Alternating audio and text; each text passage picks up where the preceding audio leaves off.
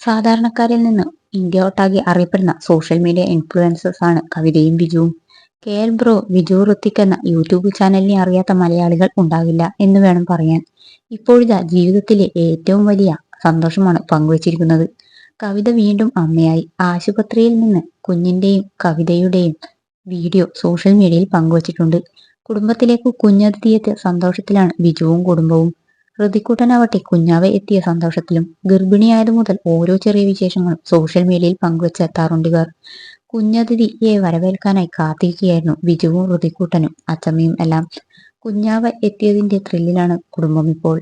ഈ അടുത്ത ദിവസം ആശുപത്രിയിൽ അഡ്മിറ്റ് ആയതിന്റെ വിശേഷങ്ങൾ ഇവർ പങ്കുവച്ചിരുന്നു. നിരവധി പേരാണ് കവിതയ്ക്കും ബിജുവിനും ആശംസകൾ നേർന്ന് കമന്റ് ചെയ്ത് എത്തുന്നത്. ഇരുവർക്കും ആൺകുഞ്ഞാണ് ജനിച്ചിരിക്കുന്നത്. കുഞ്ഞാവയുടെ വിശേഷങ്ങൾ സോഷ്യൽ മീഡിയയിലൂടെ ബിജുവും കവിതയും എത്രയും പെട്ടെന്ന് പങ്കുവയ്ക്കുമെന്നാണ് ആരാധകർ പറയുന്നത്. വ്യത്യസ്തമായ അവതരണ ശൈലിയിലും നിഷ്കളങ്കത വെളിവാകുന്ന സംസാര രീതിയും ഒക്കെയാണ് മറ്റൊരു ചാനലിനും ലഭിക്കാത്തത്ര റീച്ച് ബിജുവിന്റെയും കവിതയുടെയും ചാനലിന് ലഭിക്കാൻ കാരണം. കണ്ണൂർക്കാരനും കന്നഡക്കാരിയും അമ്മയും അനുമോളും അങ്കിയും എല്ലാവരും ചേർന്ന ഒരു കുഞ്ഞു ചാനലാണ് KL ബ്രോ ബിജു ഋതിക് ഇന്ന് മലയാളികളുടെ എല്ലാം KL ബ്രോ ആണ്. ബിജു ചുരുങ്ങിയ സമയം കൊണ്ടാണ് ഇത്രയധികം സബ്സ്ക്രൈബേഴ്സിനെ ഇരുവരും നേടിയത്.